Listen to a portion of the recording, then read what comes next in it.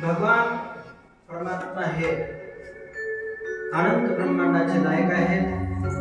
प्रत्येक भक्ताला दर्शन देणे, भक्तांची मनोकामना पूर्ण करणे हे भगवंताचं आद्य कर्तव्य किंवा आतापर्यंत जीवाचा उद्धार करावयाला घातले आसन शिरायोगी युगानयुगी असणार. त्या ठिकाणी भगवान परमात्मा भक्तांचा उद्धार करण्यासाठी अवतार घेत असतात. असा एक भगवान प्रभू 81 कोटी 1.25 लक्ष वरी 10 दैवता त्यांच्यामध्ये कोणी दिसेना मोक्षाचा दाता. इतर दैवता राज्यपद देतात, राज्यपद धनसंपत्ती धनलक्ष्मी देऊ शकती परिण चुके अधोगती तुम्हा विनगुणाया. अनेक देवी देवता जीवनामध्ये तुम्ही आम्ही जशा प्रकारची कल्पना केली त्याप्रमाणे देतात, पण मोक्षाधिकार मात्र कोणी देऊ शकत नाही. असा तो निरालंब सृष्टीचा मोक्षाचा अधिकारी भगवान दत्त प्रभू एकदा देवल्य नावाचे ऋषी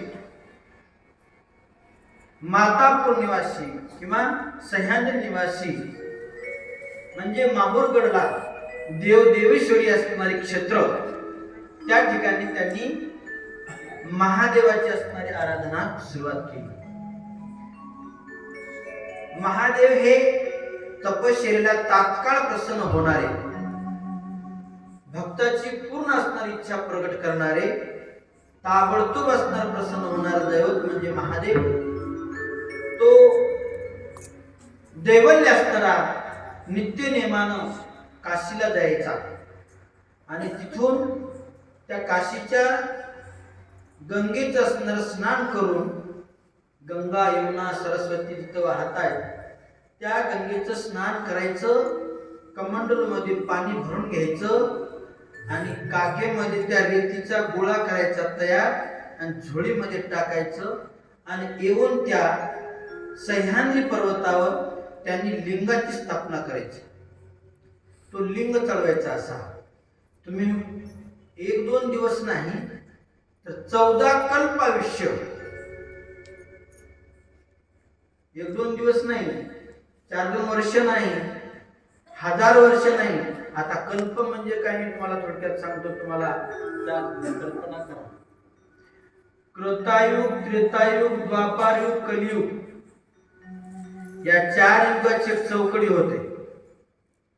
14 चौकडीचा एक मनू होतो, 100 मनूचा एक प्रलय होतो, 100 प्रलयाचा एक महाप्रलय होतो, 100 महाप्रलय झाले तेव्हा एक कल्प होतो. आता लक्ष करा तुम्ही जरासं, हे किती आयुष्य असेल त्या देवालयाला. त्या देवालयाने 14 कल्प आयुष्य तपश्चर्या केली.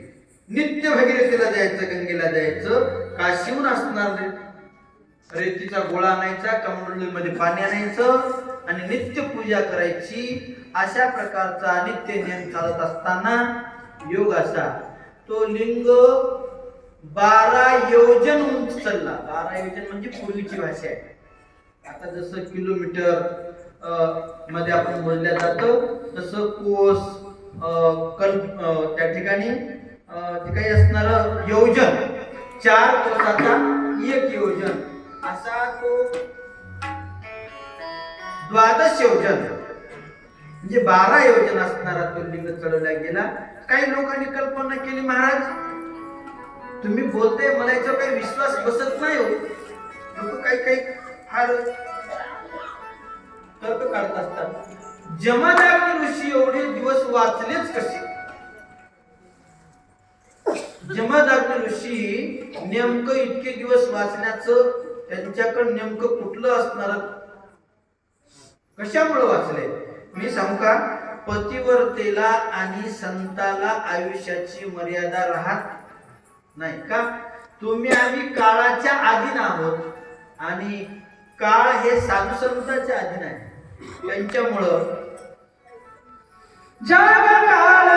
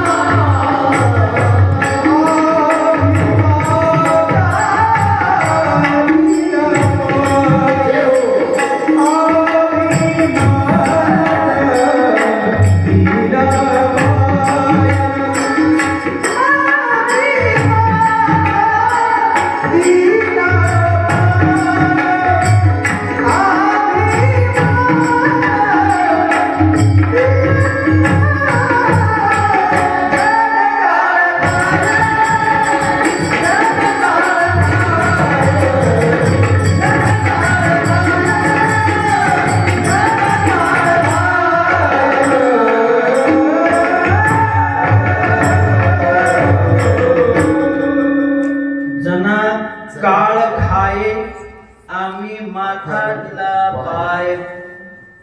जगाला जरी काळ खात असेल तर त्या काळालाही काळाच्या माथ्यावर आम्ही पाय ठेवलो असं संत महात्मे सांगताय. जन्म घेण्याचे 3 प्रकार लक्षात घ्या. एक स्वेच्छा बंधन, अनिच्छा बंधन आणि परेच्छा बंधन.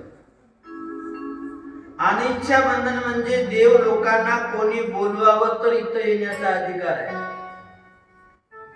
कोण्यातरी भक्तांनी भगवंताला बोलवावं तर इथं येण्याचा अधिकार आहे. एरवी देवाला सुद्धा इथं येण्याचा अधिकार नाही. चला, परीक्षा म्हणजे कोणीतरी जन्माला घालावं तर इथं येण्याचा अधिकार आहे. त्यामध्ये तुम्ही आम्ही परीक्षेमध्ये आहोत. कोणीतरी जन्म घालावा, त्या कर्मधर्मानुसार तुम्हाला वर्तन करावं लागतं, त्याला परीक्षा म्हणतात.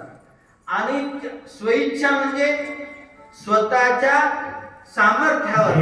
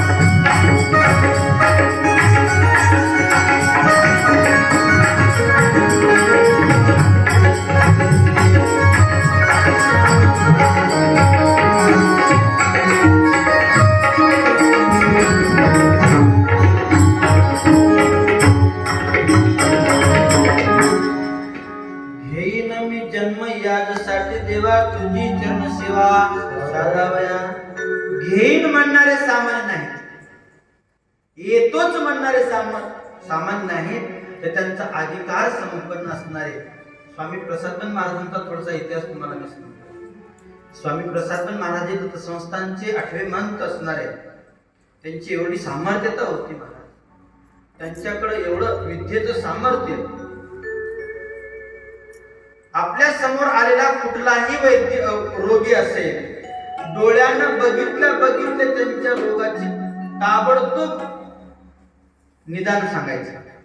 हा फलाना रोग याला झालाय आणि इतक्या दिवसामध्ये हा बरा होतो. जर बरा होत नसेल तर इतक्या दिवसानंतर मरतो. नव्हे किती वाजता मरतो हे सुद्धा सांगत होते. चला, याच्यावरही त्यांच्या पुढचा अभ्यास त्यांचा. एखादा जर माणूस विचारला, महाराज फलाना माणूस तिथे बिमार आहे, त्यांचं कसं, तर ते डायरेक्ट सांगायचे, तो आता गेलेला आहे, बँड बाजा घेऊन जा. एवढी सामर्थ्यता. दुसऱ्याच्या बिमारीचं निदान ताबडतोब करायचेच.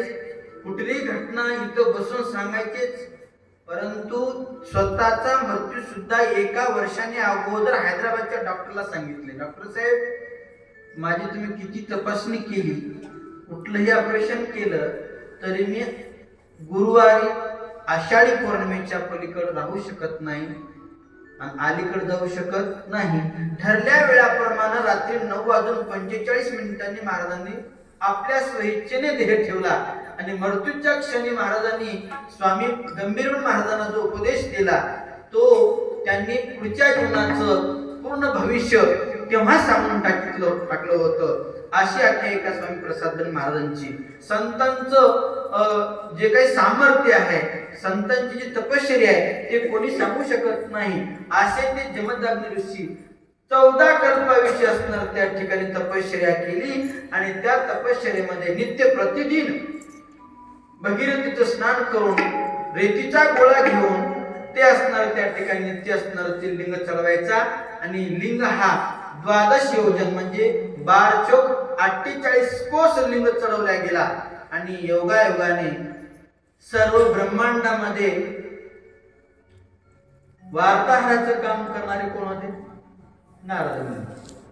त्यांना ते गतिरोधक लागायचं. आपण रोडवर गतिरोधक गावागावाला टाकतो ना गतिरोधक. जाता येता खटकुण्या लागायचं. जाता येता खटकुण्या लागायचं. नारद मुनी कंटाळले, म्हणजे हे काहीतरी याचा विचार करावा लागला.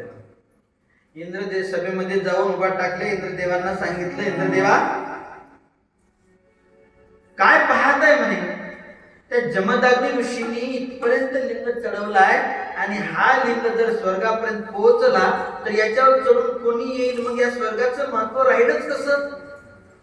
तेव्हा देवाला त्या इंद्रदेवाच्या लक्षात आलं, याचा काहीतरी विचार करावा लागणार आहे. म्हणून दोघांनी विचार केला, हा देवालय नेमकं कोणामुळं, कोणाची भेट झाल्यामुळं हे लिंग थांबवेल. आपण तुम्ही आम्ही गेल्यानं तो थांबवणार नाही आणि त्याला थांबवा म्हणणं तर मोठा माईक आहे हो, काय करावं, लय आवाज आला, कोणाला सांगावं लागेल की ऐकना तो. मग गावातल्या पोलीस पाटलाला सांगावं लागेल तर रस्ते ऐकतील, कोणाकडे जावं लागेल. तसं त्यांनी विचार केला, हा सामान्य साधू नाही आणि याला थांबव म्हणणं हेही शक्य नाही. मग त्यांनी विचार केला, महादेवाचा भक्त आहे, महादेवाची भेट झाल्याशिवाय तो थांबू शकत नाही. म्हणून दोघे बी महादेवाकडे गेले. विनंतीपूर्वक सांगितलं, देवा, हे महादेवा, तुम्ही असणार तुमचा भक्त देवसरी किंवा माहूरगड क्षेत्री असणार, त्यांनी स्वर्गापर्यंत त्यांनी लिंग चढवलेलं आहे, त्याची काही कल्पना असेल त्यांना द्यावं आणि हा लिंग थांबवावं ही आमची कल्पना आहे. आणि महादेव असणार नंदीवर आरूढ होऊन त्या ठिकाणी शिवभोळा चक्रवर्ती शिवभोळा चक्रवर्ती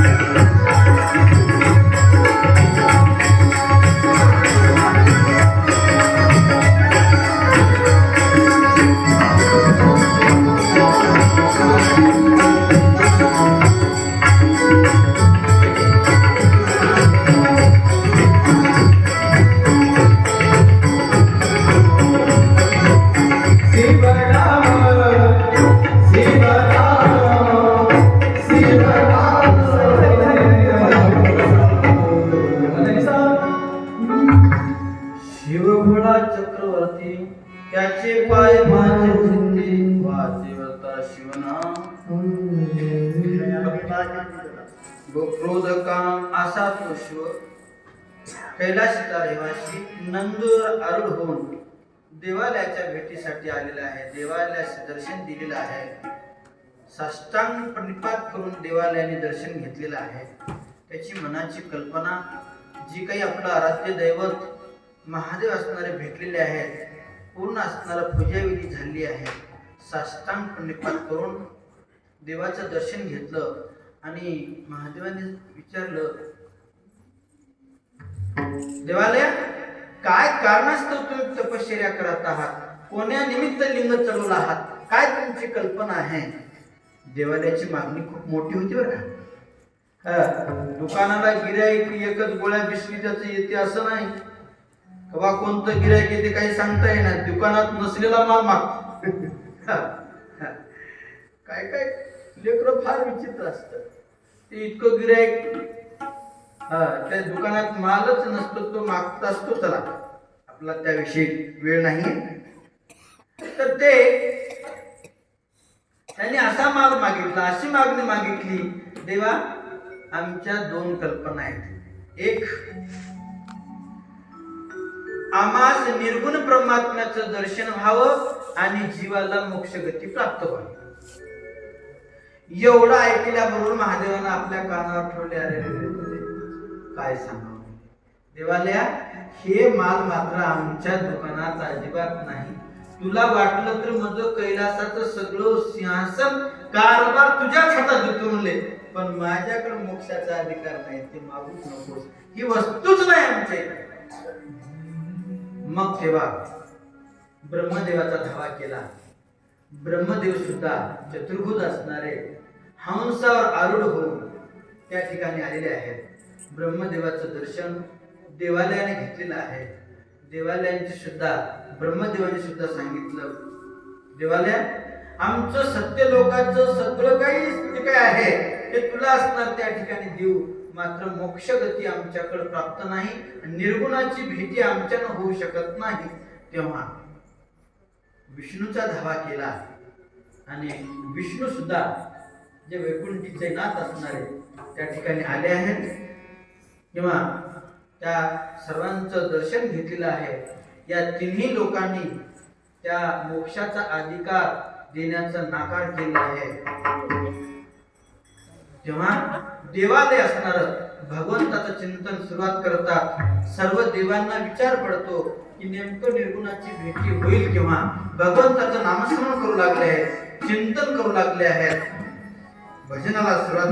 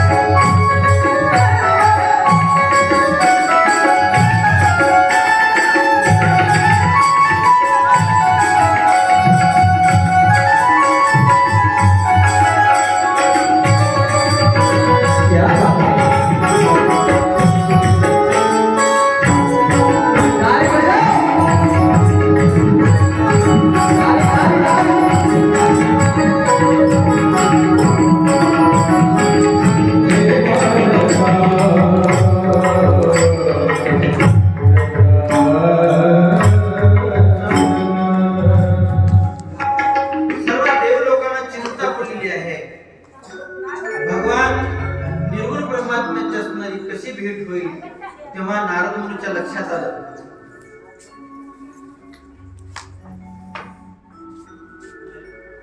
भगवान दत्तप्रभू त्रेतायुगामध्ये अनुसयेच्या आश्रमी असणारा रहिवास बद्रिक आश्रमावर आहे आणि तिथेच निर्गुणाची भेट होईल. तेव्हा नारद मुनीने सांगितलं, चला देवेंद्र, इंद्रदेवा, चला आपल्याला भगवान परमात्म्याची भेट होते, आपण करून देऊ. म्हणून दोघी असणार बद्रिक आश्रमावर अनुसयेच्या आश्रमी जीवनामध्ये तुम्हाला खरंच देवाचं स्थळ पाहायचंच असेल तर बद्रिक आश्रम खूप सुंदर सुंदर जसं शास्त्रामध्ये वर्णन केलंय त्याप्रमाणे त्याप्रमाणे एक बार जाऊनच या. सगळ्यांच्या जीवनात घडत नसतं महाराज. त्या ठिकाणी गेल्यावर खरोखरच त्या सुखाचा जो ठेवा आहे तो जीवनामध्ये प्रत्येकाला घडावाच. बद्रिक आश्रमावर ज्या अनुसया मातेनं 60,000 वर्ष तपश्चर्या करून भगवान दत्तप्रभूला आपल्या करस्थळी प्रकट केलंय, निदान आनंद संप्रदायाच्या तरी शिष्यमंडळींनी किंवा भक्तगणांनी जीवनात एक वेळेस तरी, मी बऱ्याच लोकांना गेल्या वर्षी म्हणा गेल्या वर्षी आमच्या सोबत नेलेलं आहे, दर्शन घेतलेलं आहे. काय ते वर्णन आहे, तिथले काय वैभव आहे. हा सुंदर सुंदर अनुसयेचा आश्रम आहे, तिथून आठवशीचा आश्रम आहे, ते एकदा तर डोळ्यानं पहा. असो, इंद्र आणि नारद बद्रिक आश्रमावर गेले आहेत. अनुसयेच्या ठिकाणी जाऊन मातेचं दर्शन घेतलेलं आहे. माते, आम्ही तुमच्याकडे आलो, आमचे काम आहे. मातेने सांगितलं, काय काम आहे, कशासाठी कशासाठी हा हात जोडताय.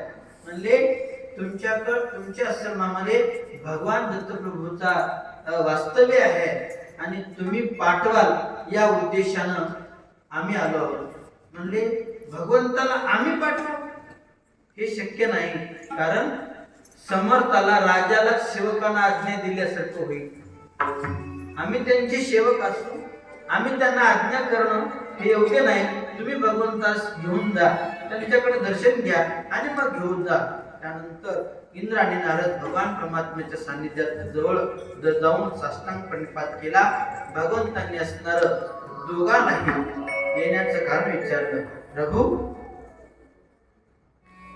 माहूरगड क्षेत्री असणारा सह्याद्री पर्वतावर देवालयात नावाचा जो भक्त आहे तुमच्या भेटीसाठी आतुर आहे, त्यासाठी तुम्ही तिथे येणं गरजेचं आहे.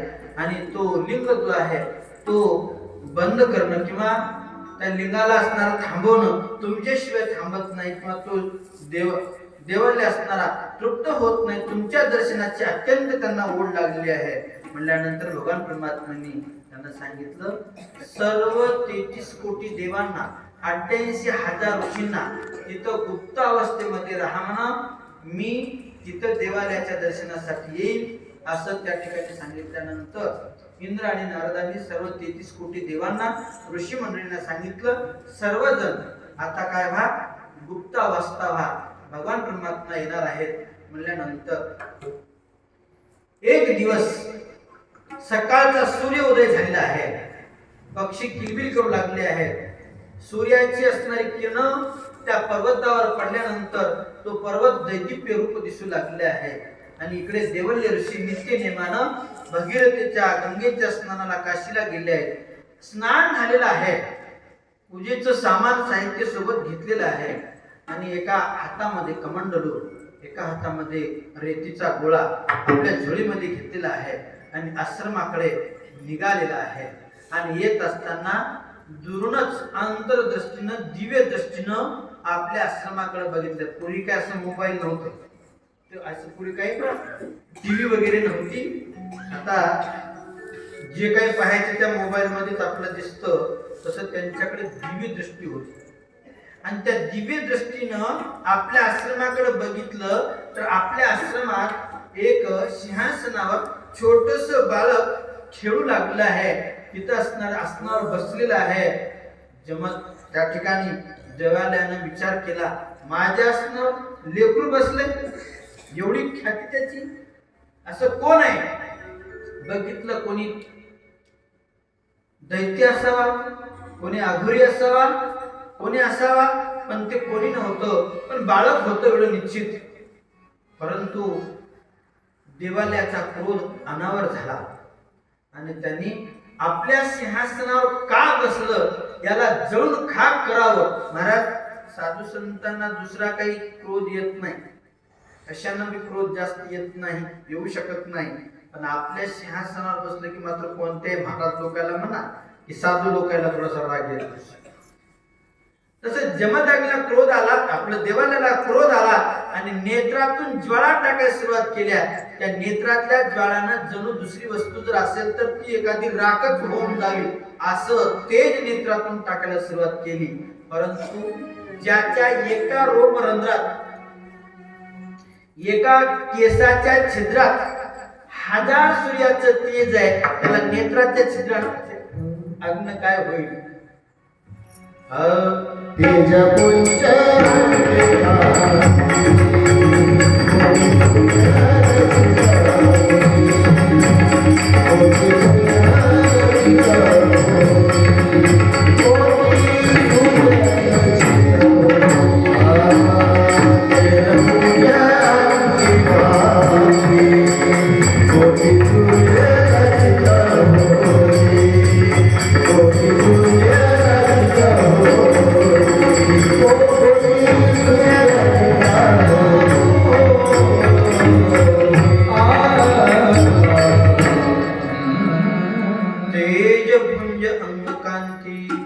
कोटी सूर्य लज्जित होती.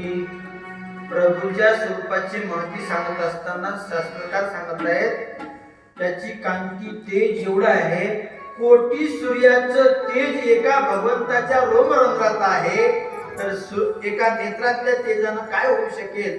काहीच हालचाल होऊ शकली नाही. देवालयाने विचार केला, हे लेकरू नव्हे, हे कोणी सामान्य नव्हे, आपल्या नेत्राच्या तेजानं त्याला काहीच होत नाही, त्या अर्थी दुसरंच कोणीतरी होय. असत ते असत नित्य नियमाप्रमाणे आपण पूजा करावं आणि बघावं म्हणजे कोण होय काय. देवालय आपल्या आश्रमात आलेले आहे, नित्य नियमानं त्या लिंगाचं पूजन सुरुवात केली आहे. आधे तर्पण पुरुष पूजा पद्धतमा पुनर्भ प्रसादेन सूत्रागम्य प्रात्रादि क्रिया पुरुष नानादि तनु मार्जनम आत्वाश्रित पंचम पश्चात समृद्धम अक्षरं साकारं स्वतस्य नामयं स एव पुरुषप्लुतो वेदांतस्य पूजा प्रकाशमत पारदम. अशी मंत्र उच्चारण चालू झालेली आहे.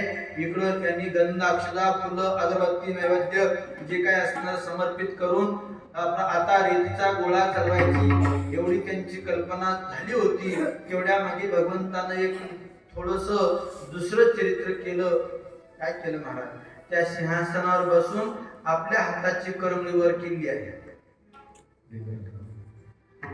स्वर्गापर्यंत गेलेला जो लिंग आहे तो तर्जनी म्हणजे करमणी. तर्जनी कशाला म्हणतात? करमणीला. त्या तर्जनीने पाताळामध्ये ती लिंग दाबायला सुरुवात केली.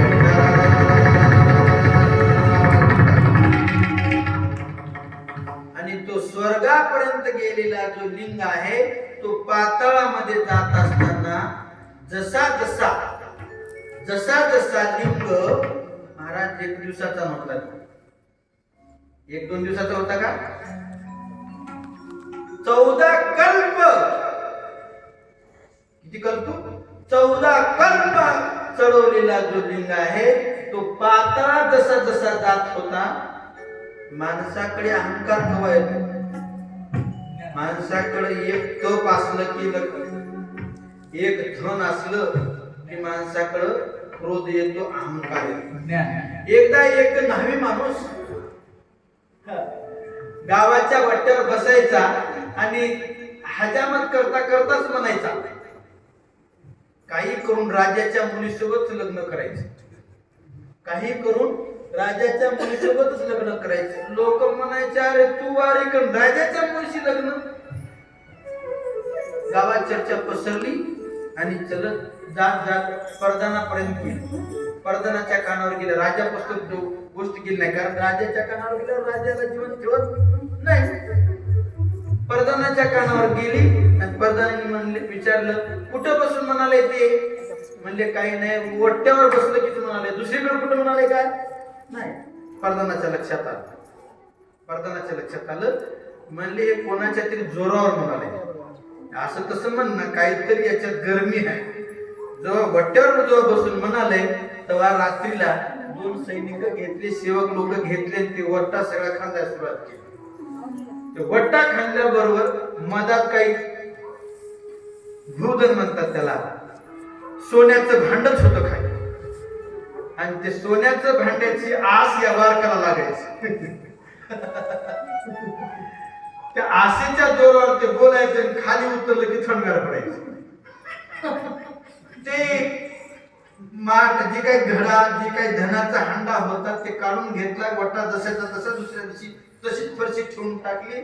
आणि दुसऱ्या दिवशी वारे न्हावी म्हणा, नित्य नेमानं हजामत म्हणा की कटिंग करायला सुरुवात केली. लोक विचारू लागले, कस काय वाईट दादा, करायचं काय कटिंग? मुलीचे लग्न नाही, आता नाही. परदानाने त्या ठिकाणी पुन्हा विचारलं, आता काय म्हणाले? म्हणले ते काही नाही म्हणले, काही म्हणणार, काही म्हणणार, आता संपलं.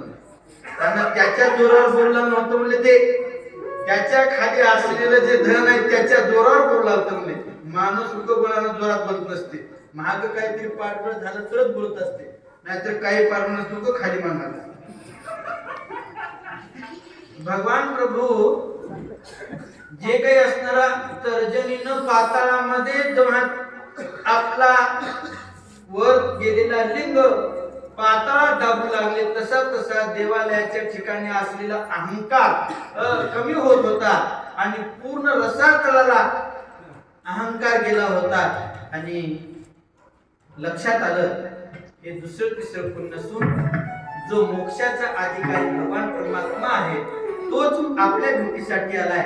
लक्षात घेतलं आणि जाऊन भगवंताच्या पायावर किंवा भगवंताच्या समोर साष्टांग प्रणिपात केला. प्रभू आता क्षमा करा, आता क्षमा करा. आणि एवढा तरी लिंग आता माझी खून म्हणून, माझ्या तपश्चर्येची खून म्हणून आता तुम्ही या ठिकाणी एवढा लिंग थांबवा म्हणल्यावर भगवंताने तर्जनी काढून घेतली आणि देवालयाचा हेत देवालयावर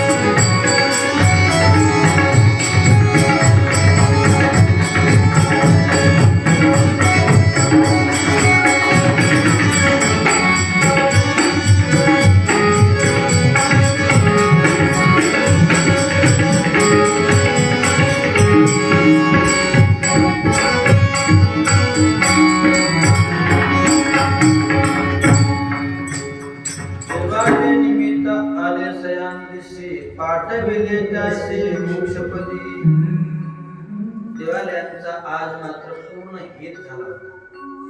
सज्जन, मृगाचं पाणी पडल्यावर पेरणी करता, पेरणी करून खत बी औषध निंदन कुरपण काय असेल ते करता. मशागत 4 महिने झाल्याच्या नंतर खळ झाल्याच्या नंतर जी रास पडते त्या राशीकडे बघून त्या शेतकऱ्याला किती आनंद होतो.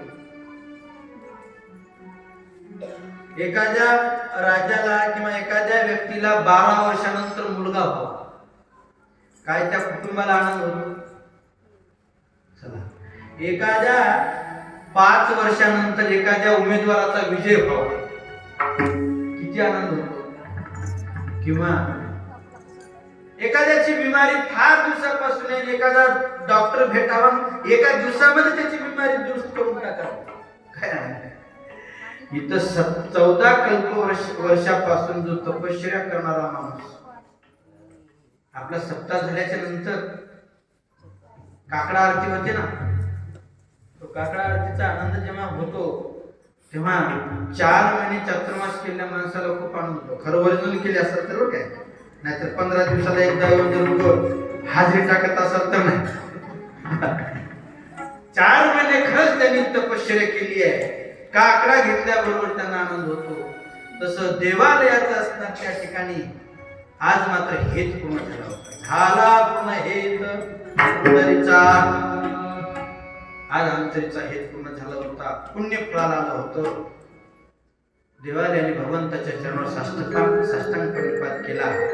भगवंताचं स्वरूप आपल्या नेत्रांनी पाहिलेलं आहे. आणि नमन माझे दिगंबरा निर्गुण निराकारा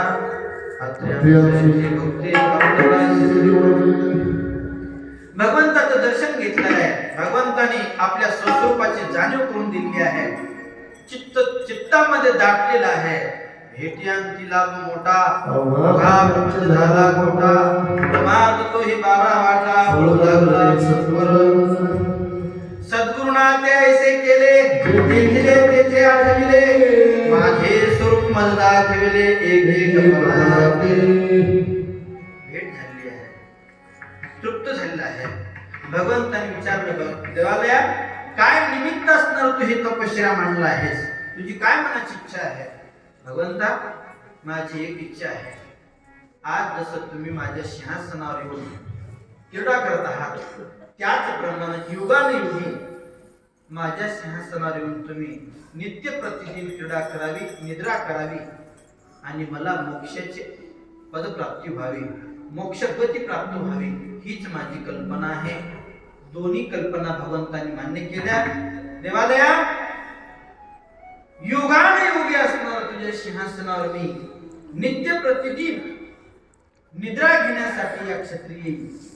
आणि माझं एक वैशिष्ट्य म्हणून आजही सह्याद्री पर्वतावर देवदेव सरीवर भगवंताची जी गादी आहे त्या गादीवर आपला कपडा जर टाकून ठेवला ना महाराज, तो सकाळी तो कपडा एखादा घेऊन. दुसरे एक वैशिष्ट्य आहे, गिरनार पर्वतावर भगवान परमात्मा दररोज दुपारी 12 वाजता पक्षी रूपाने येत असतात आणि तिथं नैवेद्य सेवन करत असतात. हे चमत्काराची अद्भुत शक्ती आहे. ठेवलेलं निवत पुजारी घेऊन 100-200 फूट खाली गेल्यावरच तो येऊन प्रसाद घेऊन जात असतो.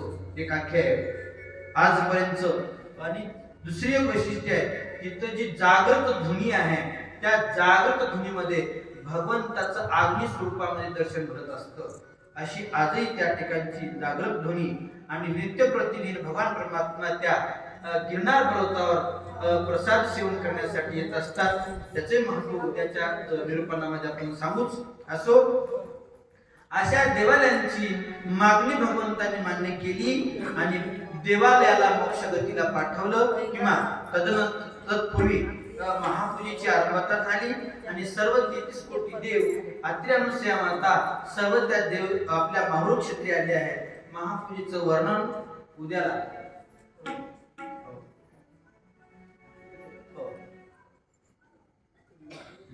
महापूजेचं वर्णन पुढच्या प्रसंगामध्ये होईल. असा हा योग देवालयांच्या ठिकाणी साधलेला आहे. महान तपस्येचं फळ जमदग्न आपल्या त्या ठिकाणी देवालयांच्या पदरी पडलेला आहे. असा सुयोग भक्तीचा देवालयाने साधला. भगवान परमात्म्याने मोक्षाला नेलं.